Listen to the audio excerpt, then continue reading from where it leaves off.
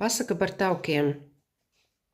Tam, ka tauki darbojas kā garastāvokļa uzlabotājs, ir fizioloģisks pamats.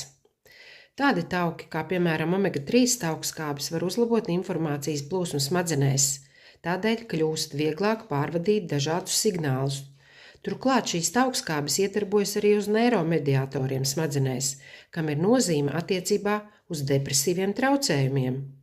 Tāpēc var būt, ka daži ģimenes konflikti, pārīšu strīdi vai vienkārši slikts garstāvoklis rodas nevis kādu dziļu vai nozīmīgu pretrunu rezultātā, bet gan tauku trūkuma rezultātā. Pirms situācijas upuri nonāk līdz šķiršanās advokātam vai psihiatra dīvānam, vispirms vajadzētu noskaidrot šo apstākli. Tas, ko es šodien varu ieteikt, ir noteikti omega-3 taukskābju līmeni asinīs. Mūsdienās šim mērķim jau ir izstrādāti testi.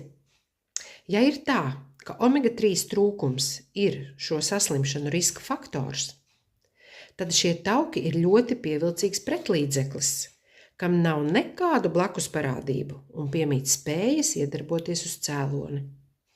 Vēlams, lai šie garastāvokļa veicinātāji vienkārši tiktu ieviesti ikdienas dzīvē.